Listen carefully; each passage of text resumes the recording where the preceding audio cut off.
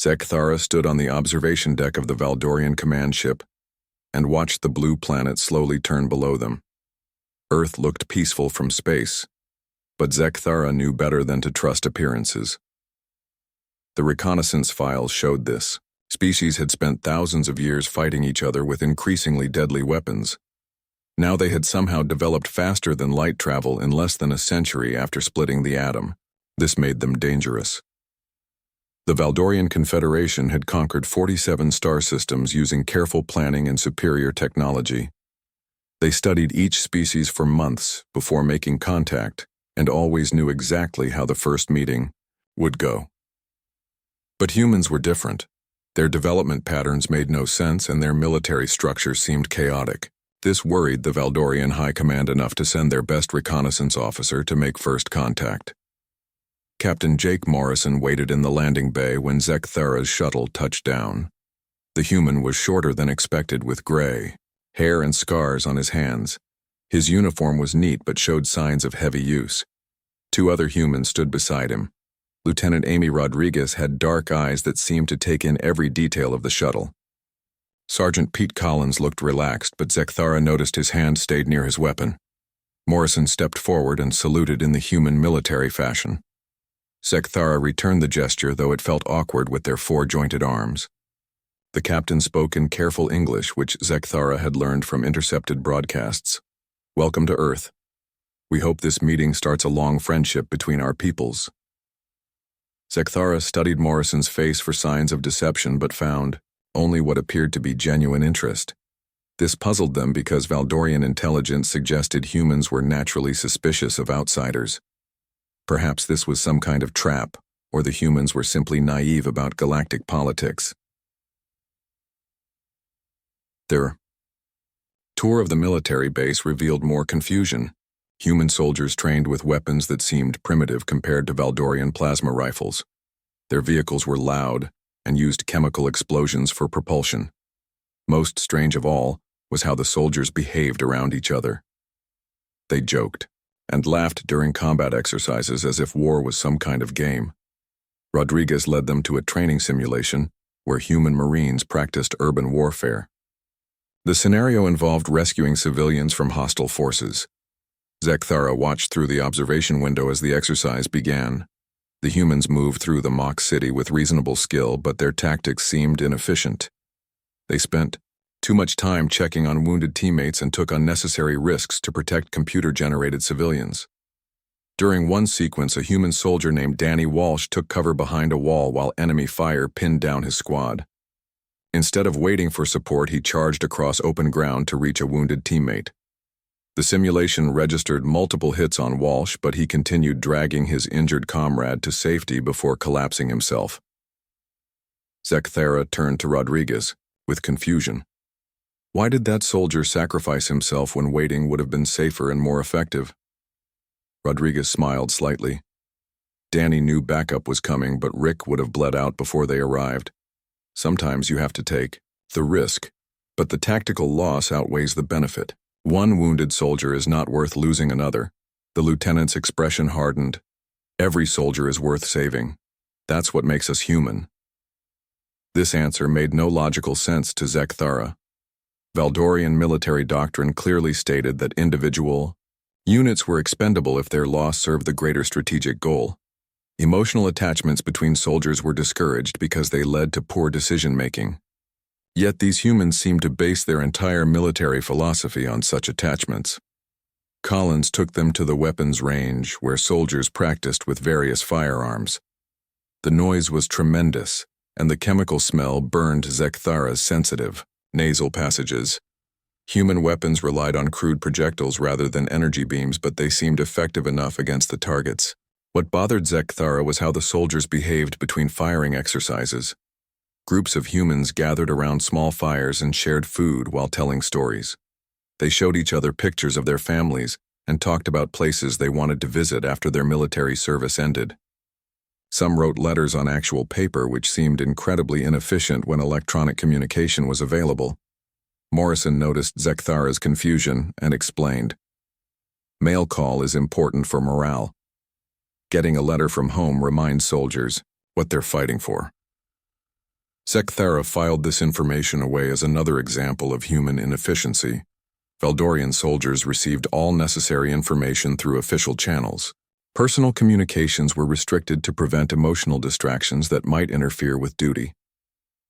As the day ended, Morrison invited Thera to join the officers for their evening meal. The humans ate together in a large room, and conversation flowed freely between different ranks. They discussed everything from military strategy to entertainment programs. Several officers asked Thera about Valdorian culture and seemed genuinely interested in the answers. The reconnaissance officer answered their questions carefully while studying their responses. These humans appeared to lack the calculating nature that characterized most successful warrior species.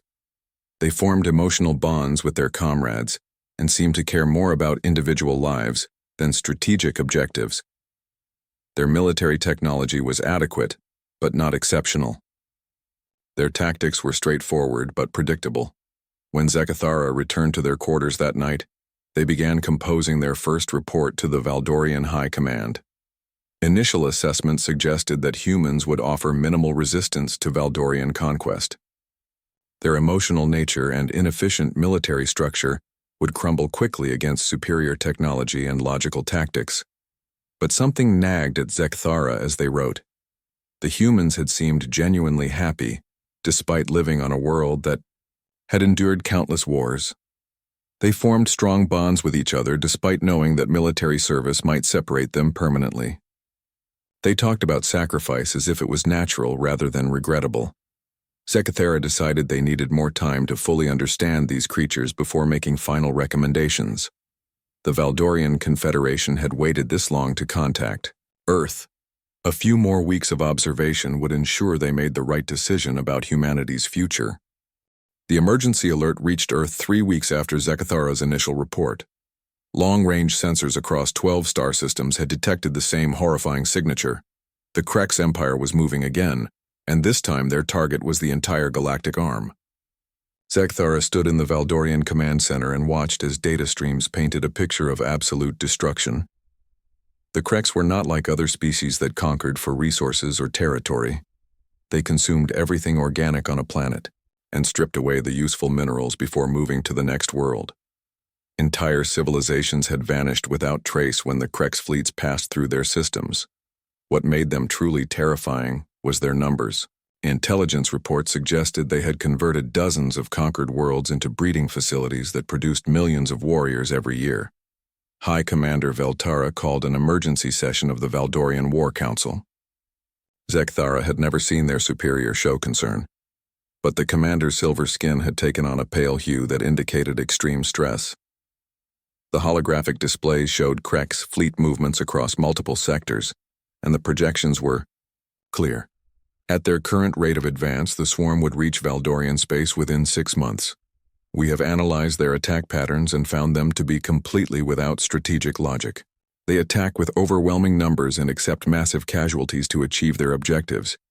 Our conventional tactics are ineffective against an enemy that does not value individual survival. Veltara's admission sent shockwaves through the assembled officers. The Valdorian military had never encountered a problem that superior technology and careful planning could not solve. Now they faced an enemy that rendered their greatest advantages meaningless through sheer brutality and numbers. The commander continued with obvious reluctance. We are therefore authorized to request military assistance from allied species, including the humans. Captain Morrison has been contacted and will arrive within the week with a delegation of their military advisors. Thera felt surprise at this decision. Their preliminary reports had suggested humans would be poor allies due to their emotional nature and primitive technology. However, the Valdorian High Command was clearly desperate enough to try any option that might help against the Krex threat. Morrison arrived on schedule along with several other human military officers. Thera recognized some faces from their previous visit, but there were new ones as well. Corporal Danny Walsh had been promoted to sergeant and now commanded his own squad. Private Lisa Chen wore the insignia of a communication specialist. Staff Sergeant Rick Thompson looked older and bore fresh scars that suggested recent combat experience. The human delegation listened carefully as Valdorian intelligence officers briefed them on Krex capabilities. Morrison asked detailed questions about their weapons technology and fleet movements. Rodriguez wanted to know about Krex command structures and decision-making processes. Collins focused on their logistical systems and supply lines. When the IT briefing ended, Morrison stood and addressed the assembled Valdorians. "We've fought wars against enemies who outnumbered us before. Numbers don't always decide the outcome if you're willing to pay the price for victory." Zekthara found this statement puzzling. The tactical analysis clearly showed that Krex forces outnumbered the combined human and Valdorian fleets by more than 10 to 1. How could any species be willing to pay a price that high and still function as a military organization? The human military preparations began immediately, and Zekthara was assigned to observe their methods. What they saw defied every principle of efficient warfare. Human soldiers spent hours writing letters to family members and recording video messages. They held group meetings where they shared personal stories and discussed their fears about the coming battle. Thompson gathered his squad around a small table and pulled out photographs of various people. "This is my wife Sarah and our 2 kids. Billy just started school and Emma is learning to walk." Rodriguez showed pictures of her parents and talked about the restaurant they owned in Texas. Collins had photos of his brother's farm and described plans to help with the harvest after the war ended. Zekthara could not understand why soldiers would focus on civilian matters when preparing for battle. Valdorian military doctrine emphasized clearing the mind of distractions and focusing entirely on tactical objectives. These humans seemed to be deliberately filling their thoughts with emotional attachments that would interfere with clear thinking. DY. Weapons preparation was equally strange. Human soldiers spent time personalizing their equipment with pictures and small objects from home. Walsh painted his daughter's name on his rifle barrel. Chen attached a small metal cross to her communication gear. Thompson carried a worn photograph in his helmet. When Zekthara asked Rodriguez about these practices, she explained, "We fight better when we remember what we're protecting. Those pictures remind us that this isn't just about military objectives. It's about keeping our families safe." This explanation contradicted everything Zekthara knew about effective warfare. Emotional involvement was supposed to cloud judgment and lead to tactical errors. Yet human military history showed they had achieved victory against superior forces multiple times throughout their development. Perhaps there was something about their psychology that Valdorian science did not fully understand. The joint training exercises revealed more unusual human behavior. When Valdorian and human units practiced combined operations, the humans constantly checked on their allies' welfare. They shared supplies without being asked and offered medical assistance even when it meant delaying their own objectives. Collins spent an entire afternoon teaching Valdorian engineers how to modify their explosives for maximum effectiveness against Krex armor. Most surprisingly, the humans seemed to become more motivated as they learned details about the Krex threat. Valdorian morale decreased with each intelligence update about enemy capabilities, but human soldiers responded differently. They trained harder and longer as the reports became more frightening. Walsh pushed his squad through extra combat drills when he learned about Krex breeding facilities. Chen worked 18-hour shifts to improve communication protocols after seeing footage of destroyed colonies. Morrison explained this reaction during a briefing with Valdorian commanders. "Fear can be a powerful motivator if you channel it correctly. My soldiers aren't afraid of dying. They're afraid of failing to protect what matters to them." Zekthara struggled to process this concept. Fear was supposed to be overcome through training and discipline. It was an obstacle to clear thinking that successful warriors learn to suppress. But humans seemed to use fear as fuel for greater determination. They became more dangerous as they became more frightened. The cultural exchange programs revealed even stranger aspects of human nature. Valdorian officers were invited to join human social gatherings where they shared meals and entertainment. The humans told stories about their homeworlds and asked questions about Valdorian society. They seemed genuinely interested in forming personal relationships despite knowing they might soon die fighting together. Thompson invited Zekthara to a gathering where human soldiers sang songs and played simple musical instruments. The lyrics often dealt with loss and sacrifice, but the overall mood was strangely positive. When Zechithara asked about this contradiction, Thompson smiled and explained, "We sing about the hard things to remind ourselves they're worth facing. Music helps us remember that beauty exists even when everything seems dark." As the weeks passed, Zechithara began to realize that human military effectiveness might not depend on technological superiority or tactical brilliance. These creatures seemed to draw strength from sources that Valdorian science had never considered relevant to warfare. Their bonds with each other and their emotional connections to home created a kind of collective determination that became stronger under pressure. The final intelligence reports arrived just before the combined fleet departed for the outer defense perimeter. Krex forces were moving faster than expected and would arrive within days rather than weeks. Zechithara watched human and Valdorian crews prepare their ships for battle and noticed the difference in their behavior. Valdorians worked with cold efficiency while humans worked with fierce intensity. Both approaches achieved the same technical results, but the emotional energy was completely different. Morrison found Zechithara on the observation deck as the fleet moved toward their first encounter with the Krex swarm. The captain looked tired but determined as he stared out at the stars ahead.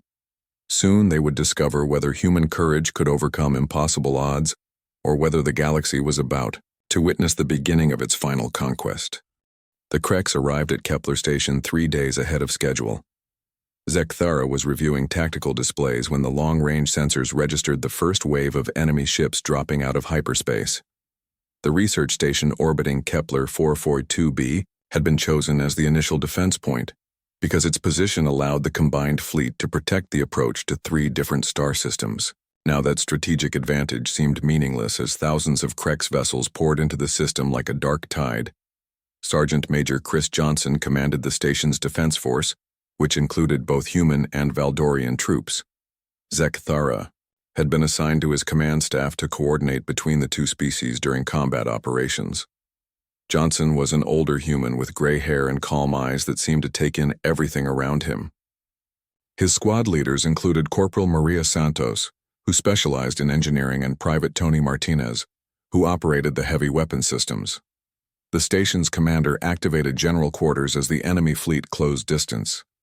Zechithara watched human and Valdorian personnel move to their battle stations with very different attitudes. The Valdorians worked with precise efficiency while checking weapon systems and reviewing tactical protocols. The humans moved just as quickly, but Zechithara noticed they also took time for brief personal interactions. Santos squeezed Martinez's shoulder as they separated to different sections.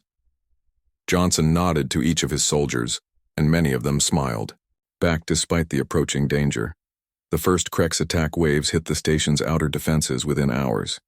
Zechithara observed the battle from the command center and watched as defensive systems engaged thousands of small attack craft. The Krex ships were crude compared to Valdorian technology, but they attacked with complete disregard for casualties. Waves of fighters threw themselves against the station's shields, while larger vessels moved into bombardment positions. What disturbed Zechithara most was how the Krex pilots behaved. Valdorian tactical doctrine emphasized preserving experienced personnel because training replacements required significant resources. Human military philosophy also valued veteran soldiers, though for different emotional reasons. But the Krex seemed to consider their pilots completely expendable. Attack craft would ram into defensive positions when their weapons were exhausted, and damaged ships would explode themselves rather than retreat. Johnson coordinated the defense with steady professionalism, while reports flowed in from different sections. Outer hull breaches in sectors 7 and 12. Engineering reports power fluctuations in the main reactor. Medical teams were already treating wounded personnel from the first attack wave. The sergeant major listened to each report and issued clear orders without showing any sign of stress. The second wave brought heavier ships that began systematically destroying the station's external weapons. Zechithara watched the tactical display as green symbols representing defensive systems changed to red one by one. The mathematics were simple and frightening. At this rate, the station would lose all external defenses within 6 hours, and hull integrity would fail shortly after that. Santos contacted the command center from Engineering Section C, where she was trying to reroute power to the remaining weapons. We've got multiple system failures down here and Krex boarding pods are hitting the outer hull. Request permission to seal this section and fall back to secondary positions. Johnson studied the tactical display for a moment before responding. Negative, Santos. We need those power systems online for another 2 hours minimum. Hold your position, and we'll send reinforcements. Zechithara felt confused by this decision. Section C was clearly going to be overrun, and the personnel stationed there would likely be killed or captured. Valdorian doctrine would have authorized an immediate withdrawal to preserve experienced technicians for redeployment elsewhere. Why was Johnson ordering his soldiers to remain in an untenable position? The answer came 30 minutes later, when Krex warriors breached the hull of Section C and began pouring into the station's corridors. Zechithara monitored the combat through internal sensors and watched human soldiers fight with desperate intensity against overwhelming numbers. The Krex were larger and stronger than humans, but the defenders used their knowledge of the station's layout to maximum advantage. Martinez set up his heavy weapons at a corridor junction and held off 3 times his number of enemy warriors, while Santos and her team completed the power rerouting. When his ammunition ran low, other soldiers brought him fresh supplies even though it meant exposing themselves to enemy fire. Zechithara watched one human private named Kevin Harper carry ammunition boxes through a crossfire that should have killed him instantly. The fighting in Section C continued for over an hour before the Krex finally overwhelmed the human positions. Zechithara observed the final moments through security cameras and witnessed something that challenged everything they understood about military logic.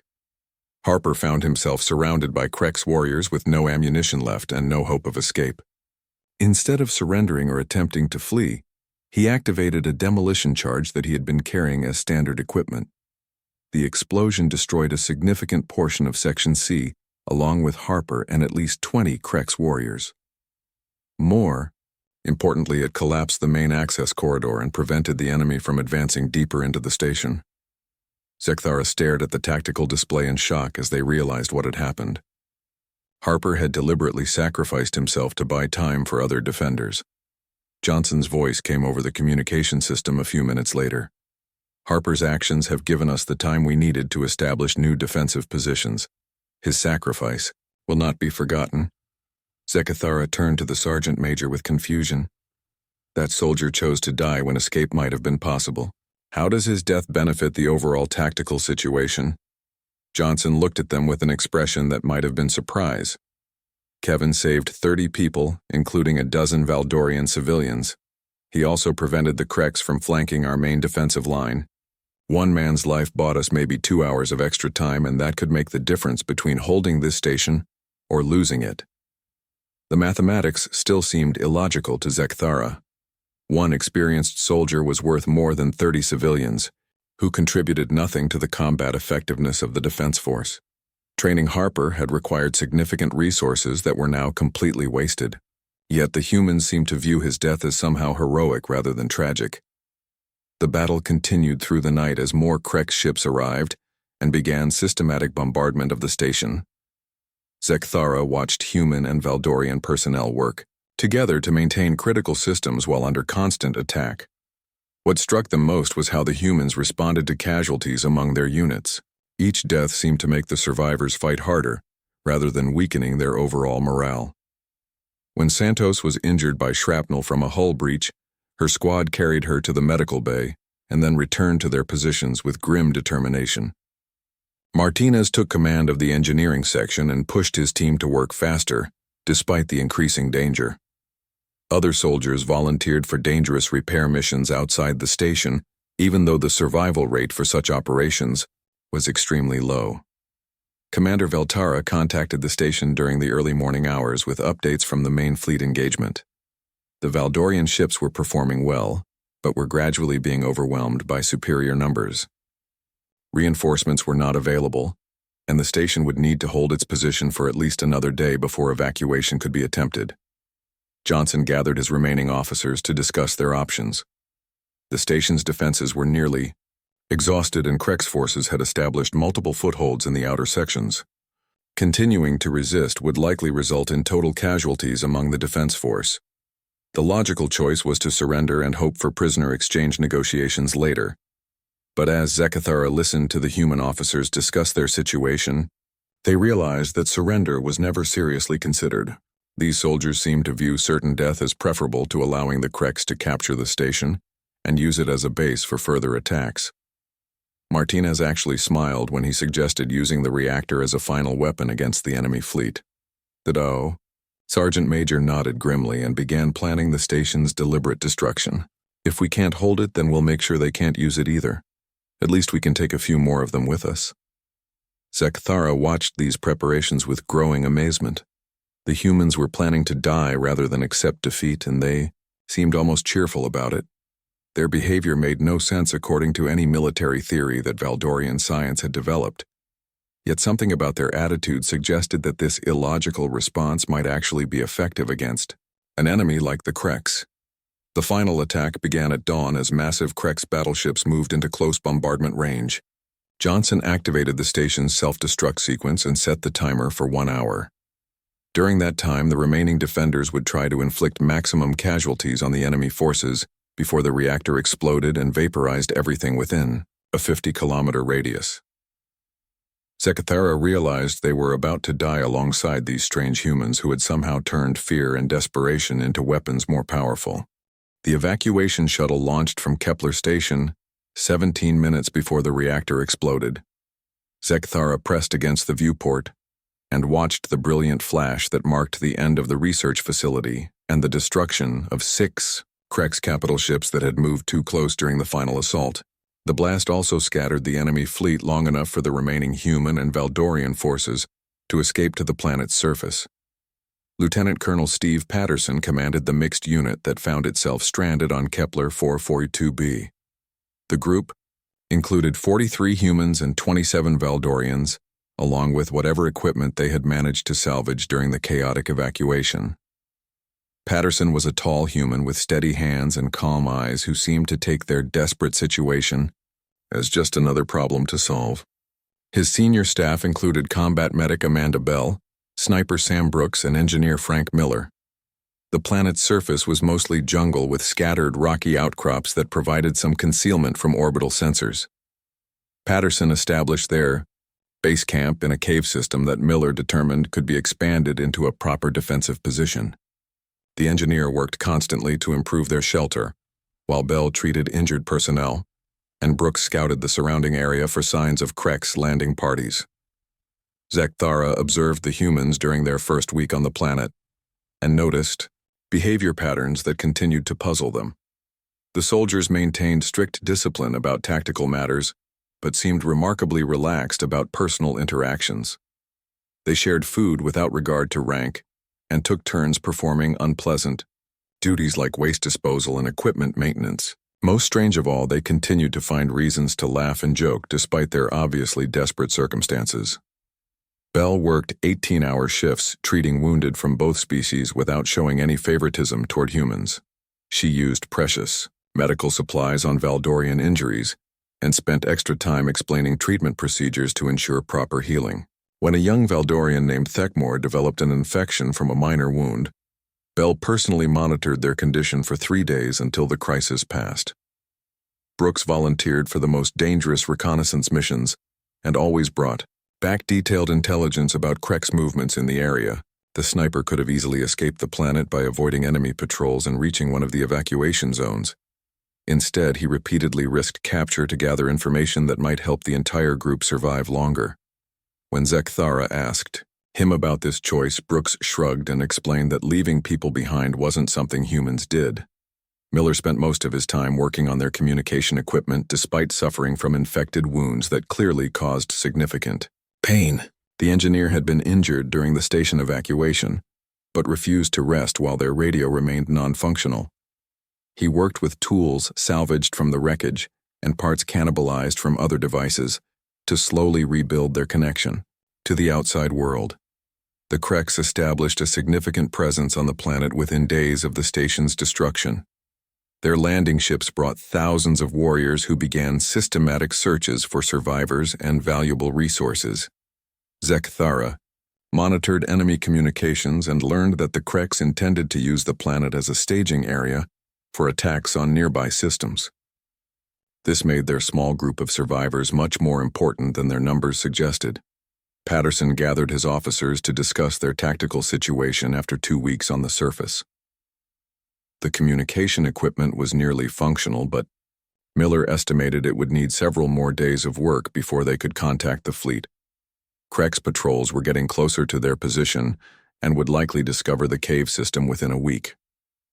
Food supplies were running low despite careful rationing, and several personnel needed medical attention that Bell couldn't provide with their limited resources. The logical choice was obvious to Zekthara. The group should scatter into smaller units that could evade detection more easily while moving toward known evacuation points. Individual survival was more likely than trying to keep everyone together in an increasingly dangerous position. This was standard Valdorian doctrine for such situations, and it maximized the chances that at least some personnel would escape to fight another day. But Patterson rejected this approach without hesitation. "We're not splitting up, everyone goes home or nobody does. Our job now is to call in coordinates for orbital strikes while the fleet repositions for another attack. That means we need to stay close enough to observe Krex operations, but hidden enough to avoid detection." Zekthara questioned the wisdom of this decision. The mission could be accomplished more efficiently by a small team, while the rest of the group attempted escape. Keeping everyone together increased the risk of total discovery and capture. Patterson listened to these arguments and then explained, his reasoning in terms that revealed fundamental differences between human and Valdorian military philosophy. "We don't abandon our people. That's not negotiable.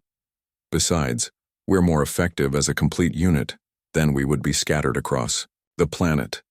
Amanda can keep everyone healthy, Frank can maintain our equipment, and Sam can provide security for the whole group. Splitting up would just get people killed for no good reason."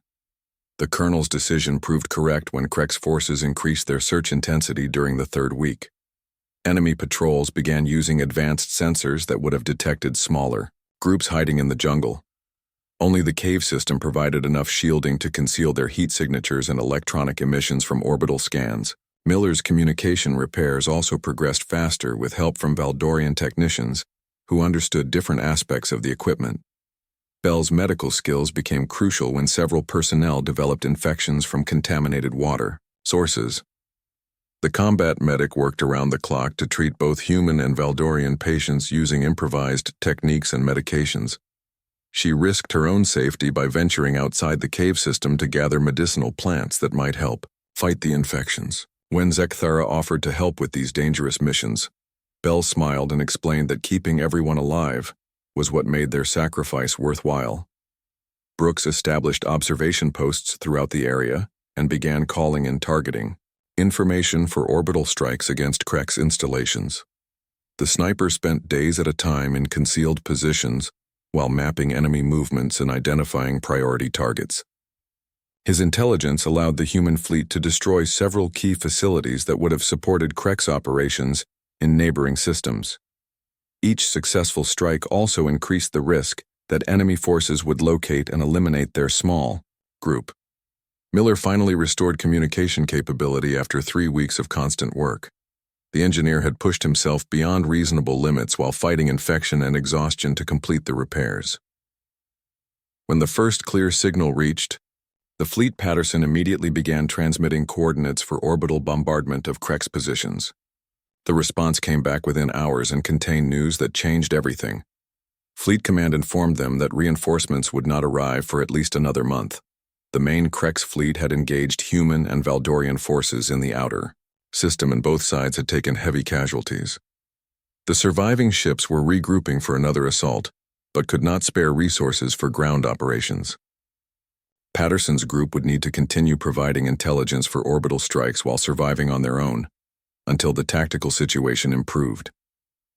Zekthara expected this news to devastate human morale, but the opposite occurred. The soldiers seemed to become more determined rather than discouraged when they learned they would be stranded for weeks longer. Patterson called a meeting and calmly explained that their mission had expanded from simple survival to active resistance against the Krex occupation. They would sabotage enemy operations wherever possible, while continuing to provide targeting information for the fleet. Over the following days, Zekthara watched humans plan and execute operations that should have been impossible for such a small force. Brooks identified weak points in Krex defensive positions, and Miller designed improvised explosives from salvaged materials. Bell provided medical support for increasingly dangerous missions, while maintaining the health of personnel who were operating under extreme stress. Most remarkable was how the humans responded to casualties during these operations. When a young soldier named Gary Nash was killed during a reconnaissance mission, his death seemed to inspire greater determination rather than fear among his comrades. Brooks dedicated his next mission to Nash's memory and managed to destroy an entire Krex supply depot. Miller named his latest improvised weapon after the fallen soldier and used it to eliminate a key enemy communications relay. Zekthara began to understand that humans drew strength from sources that Valdorian military science had never considered relevant to combat effectiveness. Their emotional bonds with each other created a kind of collective will that became stronger when tested by adversity.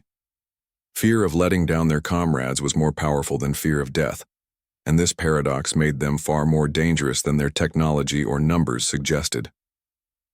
Patterson found Zekthara during a quiet moment and sat down beside them in the cave. The defense of New Terra began 6 months after the fall of Kepler Station. Zekthara stood in the orbital command center above humanity's largest colony world and watched the largest Krex fleet ever assembled emerge from hyperspace. The sight filled them with a terror so profound that their four-chambered heart seemed to stop beating. Over 10,000 enemy ships arranged themselves in attack formations while smaller vessels poured from their holds like insects from a disturbed nest. General Paul Davis commanded the combined human and Valdorian defense forces from the command station. The general was an older human with silver hair and eyes that had seen too many battles. His staff included Admiral Linda Foster, who controlled the orbital fleet, Colonel Alex Turner, who managed ground defenses, and Major Kate Williams, who coordinated intelligence operations. Commander Joe Baker handled logistics for the massive operation that would determine whether the Krex advance could be stopped. Zekthara served as liaison between human and Valdorian forces while monitoring enemy communications for tactical intelligence. Their position gave them access to both species' military planning, and they had begun to notice significant differences in how humans and Valdorians prepared for what everyone knew would be a desperate battle.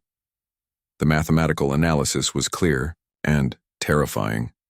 Even with reinforcements from 12 allied worlds, the defenders were outnumbered more than 8-1. The Valdorian response followed their traditional military doctrine with cold efficiency.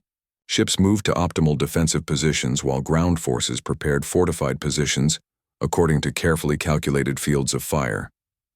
Supply lines were organized for maximum efficiency, and backup plans were developed for every conceivable tactical scenario. Valdorian officers studied the enemy capabilities and developed responses based on logical analysis of probable Krex behavior patterns. Human preparations were completely different and initially appeared chaotic to Zekthara.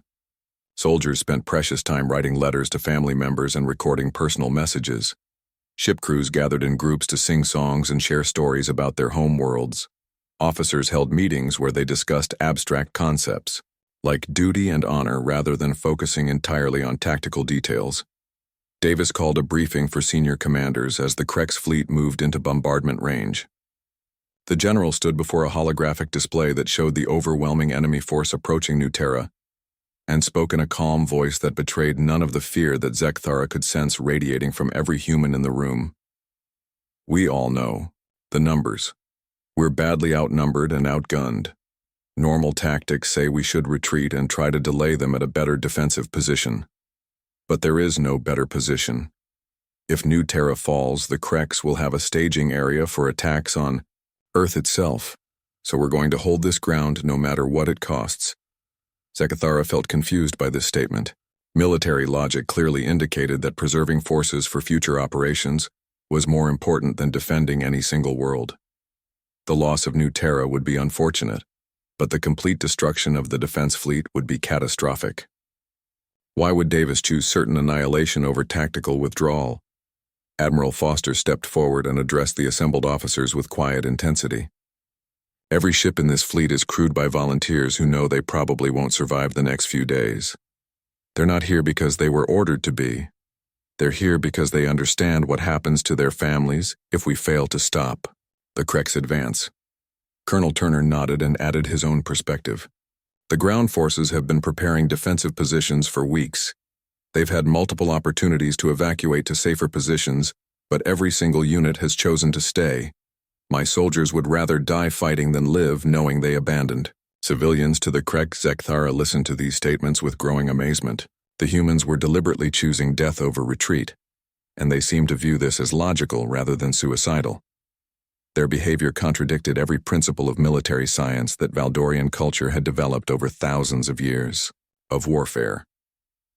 Yet something about their determination suggested they might actually have a chance against impossible odds. The battle began when Krex bombardment ships opened fire on the orbital platforms. Zekthara watched the tactical displays as defensive systems engaged thousands of incoming missiles, while human and Valdorian ships moved to intercept the enemy fleet. The mathematics of the engagement were clear from the beginning. The defenders could not win through superior firepower or tactical brilliance. Their only hope was to make victory so costly that the Krex would choose to withdraw rather than accept the casualties. What happened next challenged everything Zekthara thought they understood about warfare. As the battle intensified and casualties mounted among the human ships, the survivors seemed to fight with increasing desperation rather than decreasing effectiveness. When the destroyer USS Defiant lost main power and life support, Captain Ross Martinez ordered his crew to ram the nearest Krex battleship rather than abandon their vessel. Zekthara monitored the communications from Defiant as Martinez's crew prepared for their final attack. The captain's voice was steady as he spoke to his officers over the ship's internal communication system. "This is what we trained for, people. Our families are counting on us to stop these things here and now. Let's make sure they remember what it cost to threaten human worlds." The destroyer's impact destroyed both ships in a brilliant explosion that lit up the night sky above New Terra. More importantly, it created a gap in the Krex formation that allowed 3 Valdorian cruisers to break through and attack the enemy command vessels. Martinez's sacrifice had accomplished more than any conventional tactical maneuver could have achieved. Similar acts of deliberate self-sacrifice occurred throughout the battle as human crews chose certain death over tactical retreat. Fighter pilots rammed their damaged craft into Krex capital ships. Bomber crews continued their attack runs even when their vessels were crippled and burning. Destroyer captains used their ships as weapons when conventional armaments were exhausted. Zekthara began to understand that they were witnessing something unprecedented in galactic military history. These humans were not simply fighting to win. They were fighting to make the Krex pay such a terrible price for victory that future attacks would become impossible. Each human death was calculated to inflict maximum damage on the enemy while inspiring greater determination among the survivors. The ground battle revealed the same pattern as Krex landing forces established footholds on the planet's surface. Human soldiers fought with suicidal intensity to prevent enemy advances, while Valdorian units provided supporting fire from carefully prepared positions. When defensive lines were overrun, human troops would retreat to secondary positions, while calling in artillery strikes on their former positions. The constant harassment made every meter of advance costly for the Krex forces. Private Billy Evans held a critical bridge against overwhelming numbers for over 2 hours, while wounded civilians evacuated across the river behind him. When his ammunition ran out, Evans triggered demolition charges that destroyed the bridge and prevented Krex vehicles from advancing. His last transmission to command was a calm report that the mission had been accomplished and the evacuation route was secure. Captain Ross Martinez led his company in a desperate defense of the main power plant that supplied energy to the orbital defense platforms. When Krex assault troops broke through the perimeter, Martinez ordered his men to fall back while he remained behind to manually overload the reactor. The explosion eliminated hundreds of enemy warriors while keeping the power grid online for several more hours. Zekthara monitored these events from the command center and finally understood what they had been observing in human behavior for months. These creatures were not fearless. They were absolutely terrified. Fear radiated from every human soldier as they faced certain death against overwhelming odds, but that terror had been transformed into something more powerful than courage. The humans fought not despite their fear but because of it, they were afraid for their families. their worlds, their entire species. That fear drove them to acts of sacrifice that no amount of training or technology could inspire. They weaponized their own terror and turned it against an enemy that had never encountered opponents willing to pay any price for victory. As the battle raged through its second day, Zekthara realized they were witnessing the birth of a new kind of warfare. The Krex had conquered dozens of civilizations using overwhelming numbers and brutal tactics, but they had never faced an enemy that refused to calculate the cost of resistance. Against opponents who would rather die than surrender, the mathematics of military conquest became meaningless. General Davis found Zekthara during a brief lull in the fighting and sat down beside them in the command center. The general looked exhausted, but his eyes still held the fierce determination that had sustained the defense through days of desperate battle. Outside the windows, explosions continued to light up the sky as human and Valdorian forces sold their lives to buy time for reinforcements that might never arrive. "You're learning something about us, aren't you?" Davis said quietly. "Your people fight to win. We fight for something to survive for." The war ended 3 months after the defense of New Terra, when the Krex Empress announced the withdrawal of all Imperial forces from the Galactic Arm. Zekthara stood in the same command center where they had watched humanity transform terror into victory and tried to understand how such an outcome had been possible. The mathematics still seemed impossible. The Krex had possessed overwhelming numerical superiority and technological advantages that should have guaranteed conquest. Yet they were retreating after suffering casualties that no previous enemy had ever inflicted upon their forces. The intelligence reports painted a clear picture of what had happened during those final months of fighting. Human tactics had spread to other species who began adopting similar strategies of calculated sacrifice and emotional warfare. Valdorian units started forming personal bonds with their comrades and fighting with desperate intensity rather than cold efficiency. Even traditionally peaceful civilizations had organized resistance movements that used human-inspired methods to inflict unacceptable casualties on Krex occupation forces. General Davis had survived the defense of New Terra along with 30% of his original force. The general looked older and bore fresh scars, but his eyes still held the quiet determination that had inspired thousands of soldiers to choose death over defeat. He found Zekthara reviewing battle reports in their quarters and sat down with the weariness of someone who had seen too much war. "We got the final casualty figures from the Krex withdrawal," Davis said quietly. "They lost over 60% of their total military forces during the past year of fighting. No species has ever inflicted losses like that on the Krex Empire and survived to talk about it." Zekthara studied the numbers with amazement. The Krex had conquered 47 civilizations over the past 2 centuries without losing more than 10% of their forces in any single campaign. Human resistance had cost them more warriors than all previous wars combined. The mathematical impact was staggering, but the psychological effect was even more significant. The Krex Empress had issued a statement explaining the withdrawal in terms that revealed how profoundly human warfare had affected their military thinking. She declared that the Galactic Arm contained species too dangerous to conquer because they fought without regard for rational military doctrine. Future expansion would focus on regions where enemies could be defeated through conventional superiority rather than requiring total extermination to achieve victory.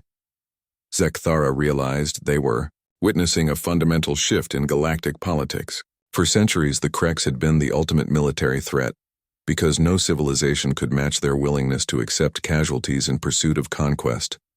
Now they had encountered opponents who were willing to pay an even higher price for victory. The predators had become prey, and the entire balance of power was changing. The Valdorian High Command requested Zekthara's final report on human military capabilities, along with recommendations for future diplomatic relations. This was the moment they had been working toward since their first meeting with Captain Morrison, almost 2 years earlier. Everything they had observed about human nature would be distilled into strategic assessments that would guide Valdorian policy for generations.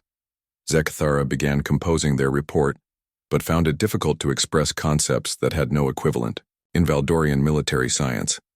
How could they explain that humans drew strength from fear rather than being weakened by it? How could they describe a species that became more dangerous as casualties mounted rather than less effective? How could they convey the tactical advantages of emotional bonds that every Valdorian training manual identified as sources of weakness? The breakthrough came when Zekthara realized they needed to focus on observable results rather than trying to explain the psychological mechanisms behind human behavior. The facts spoke for themselves. Human forces had achieved victory against impossible odds through methods that defied conventional military logic.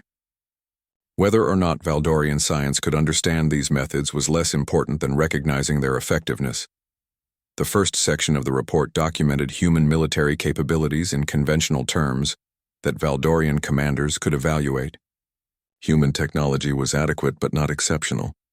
Their ship designs were functional but inferior to Valdorian engineering. Their weapons were effective but relied on primitive projectile systems rather than advanced energy weapons. By every measurable standard, humans should have been easily defeated by either Valdorian or Krex forces. The second section analyzed human tactical doctrine and identified the key differences from established military science. Human commanders prioritized casualty prevention over mission accomplishment in most situations, but reversed this priority when defending civilian populations. Human soldiers formed strong personal bonds that created collective determination, rather than individual weakness. Human military culture emphasized concepts like honor and sacrifice that had no direct correlation with battlefield effectiveness, yet somehow enhanced combat performance. The third section examined specific examples of human behavior during combat operations. Zekthara described Kevin Harper's sacrifice at Kepler Station and Captain Martinez's ramming attack during the defense of New Terra. They analyzed how these individual acts of self-destruction had accomplished strategic objectives that conventional tactics could not have achieved. The pattern was clear, even if the underlying psychology remained mysterious. The final section contained Zekthara's recommendations for future Valdorian policy toward humanity. The logic was inescapable, despite contradicting centuries of military tradition. Humans were too dangerous to fight and too valuable to ignore. Their methods could enhance Valdorian military effectiveness if properly understood and adapted. Alliance with humanity offered advantages that conquest could never provide. Zekthara submitted their report to High Command and waited for the inevitable questions about their conclusions. Valdorian military officers would struggle to accept recommendations based on emotional factors rather than technological analysis. But the results of human resistance against the Krex provided undeniable evidence that conventional military wisdom was incomplete. The response came within days and contained authorization for expanded diplomatic and military cooperation with human forces. The Valdorian Confederation would formally request alliance status and begin joint training programs designed to integrate human tactical methods with Valdorian technology. Zekthara was assigned to coordinate these programs and serve as permanent liaison between the two species. During the months that followed, Zekthara watched Valdorian and human military units work together with increasing effectiveness. Valdorian soldiers slowly learned to form personal bonds with their comrades, while human troops gained access to advanced technology that multiplied their combat capabilities. The combination created military forces more effective than either species could field independently. More importantly, the alliance introduced concepts that began changing Valdorian society at fundamental levels. The idea that individual sacrifice could serve collective benefit spread beyond military applications. Valdorian civilians began forming emotional communities that enhanced social cooperation. Scientists started taking personal risks to advance research projects. Artists created works that expressed feelings rather than pure logic. Zekthara realized they had witnessed something unprecedented in galactic history. Humans had not simply won a war against superior enemies. They had introduced new forms of social organization that enhanced the capabilities of every species they encountered. Fear had become courage, weakness had become strength, and death had become victory through mechanisms that Valdorian science was only beginning to understand. The final entry in Zekthara's personal journal contained observations that would never appear in official reports. They had learned that standing beside humans in war revealed the true nature of courage and the power of fighting for something greater than individual survival. Fear was not an obstacle to overcome, but a force to harness. The strongest warriors were not those who felt no terror, but those who transformed terror into determination to protect what they loved.